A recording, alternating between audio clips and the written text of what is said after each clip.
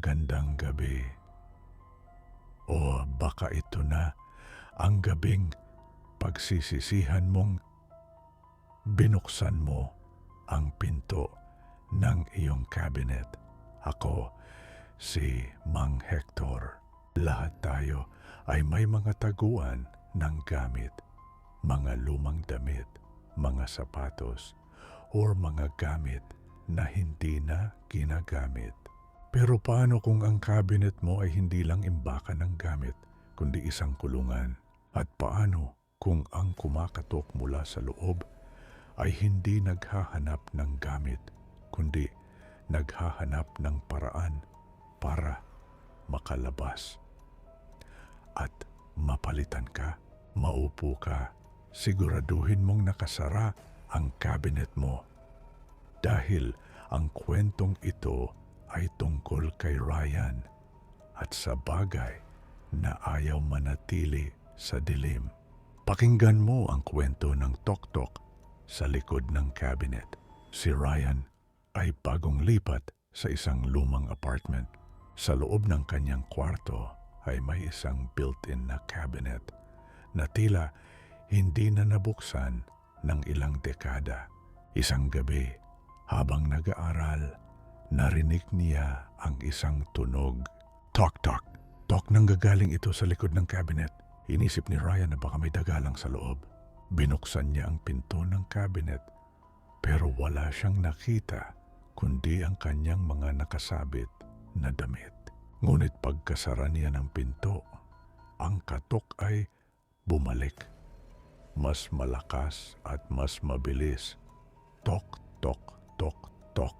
Sa pagkakataong ito, parang may sumasabay sa kanyang paghinga mula sa kabilang panig ng kahoy. Kinuha ni Ryan ang isang martilyo at tinanggal ang likurang bahagi ng cabinet. Laking gulat niya nang makitang may isang maliit na espasyo sa pagitan ng cabinet at ng pader. Doon, nakakita siya ng mga kaluskas sa pader, mga bakas ng kuko na tila pilit na kumakamot paitaas. Nang itapat ni Ryan ang kanyang flashlight, nakita niya ang isang pares ng mga mata na kumikinang sa dilim. Isang nilalang na tuyot ang balat at mahahaba ang daliri ang nakakubli sa sulok. Ngunit ang mas nakakatakot, ang mukha ng nilalang ay dahan-dahang nagbabago. Nagiging kamukha ni Ryan. Palabas na ako, bulwang ng boses na parang kinakalos na kahoy. Sinubukan ni Ryan na isil ang cabinet, pero bawat pako na ilagay niya ay agad na tinatanggihan ng pader. Sa huling gabi, narinig ni Ryan ang tunog ng nababasag na kahoy. Ang cabinet ay bumukas ng kusa. Isang kamay na mahaba at itim ang humila sa kanya, papasok sa masikip na espasyo sa likod ng cabinet. Nang dumating ang landlord kinabukasan, nakita niya si Ryan na nakaupo sa kama at nakangiti. Pero kung dadaan ka sa tapat ng cabinet, makakarinig ka ng isang mahinang tok, tok, tok mula sa loob.